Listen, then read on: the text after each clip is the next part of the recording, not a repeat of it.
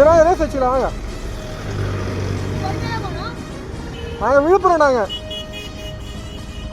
விழுப்புரம். என்ன ஊர் நீங்கள்? என்ன ரேஸ் வச்சுக்கலாமா தானே கேட்டேன். ஆ சரி வாங்க ரேஸ் வச்சுக்கலாம் வாங்க. சரி ஓகே வாங்க.